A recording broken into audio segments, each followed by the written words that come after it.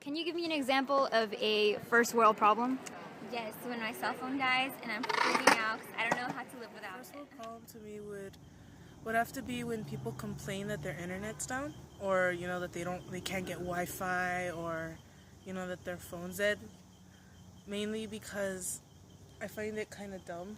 It's First world problems for me would be feminism, socialism, vaccinations, that's a big thing, child abuse, sexual abuse, veterans, trauma, Gas prices. Okay.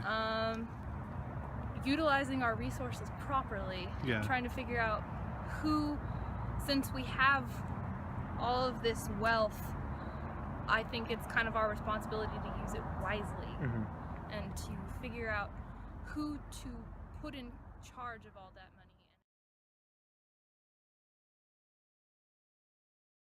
And can you give me an example of a third world problem? Hunger and poverty, maybe not having enough water supply as well. For me, it would be poverty, no water for kids in Africa, dictatorship. Let's see.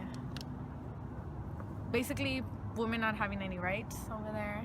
True. Have to be, I can't get clean water to drink, to bathe, or you have to go out and find your own food because you can't afford any, or you can't clothe yourself for the weather appropriately because it's not available to you, or because you don't have the funds for it. Sex trades, child slavery, sewage, just drug trades, cartels, a large ruling class, no middle class. Well, Kimberly, did you know that according to an article on The Guardian, in regards to universal primary education, it states that an estimated 250 million children are still not learning basic reading skills, even though half of them have spent 4 years in school. How fortunate enough are you not only to be able to drink Fiji water, but also to be able to drive a Porsche? Well, did you know that according to some information I found on the Center for Disease Control and Prevention website, 780 million people still do not have access to improved water source?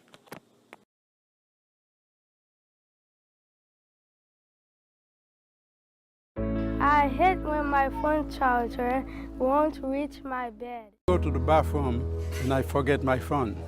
I hate it when my house is so big. I need 2 wireless waters. When I have to write my maid a check, but I forget her last name. Les voisins bloqué Internet là. I hate it when I tell them no pickles and they still give me pickles. The people and their requests don't really match up, do they? As a nation that is considered to be in the first world category, we should do everything in our power to help out the rest of our world. Hashtag our world, our problem. Whenever we use the phrase first world problems, we become egotistic. According to an article on The Guardian by Stephen Poole, the phrase first world problems is condescending and dehumanizing to literally everyone on the planet.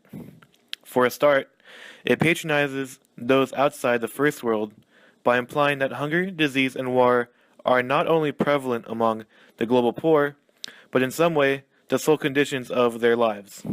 I mean, how fortunate enough are we to have problems that do not even pale in comparison to what the rest of the world is going through? According to an article by Keegan Valadares, he states, "There are plenty of examples of first world problems, or white wines. But in fact, what these problems should demonstrate is our inherent lack of actual problems. Sometimes people forget that a first world problem generally can't be classified as a problem at all. It's arrogant and it's wildly insensitive. People are still oblivious to the fact that other people in countries like Ethiopia or Timor don't have to worry about Wi-Fi routers or when their phone is at 1%. Because those same people in those countries are worrying about where they're going to sleep at night or where they're going to get some clean water. Whenever you're on the verge of using the phrase first world problems, or you hear someone use that phrase, just hit them with the hashtag first world insensitivity. Don't be insensitive to others in our world. Remember, it's our world, so it's our problem.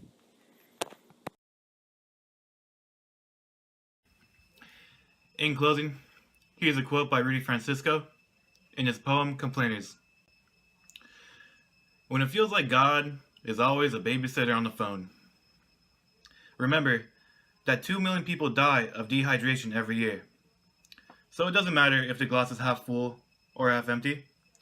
There's water in the cup. Drink that shit and stop complaining.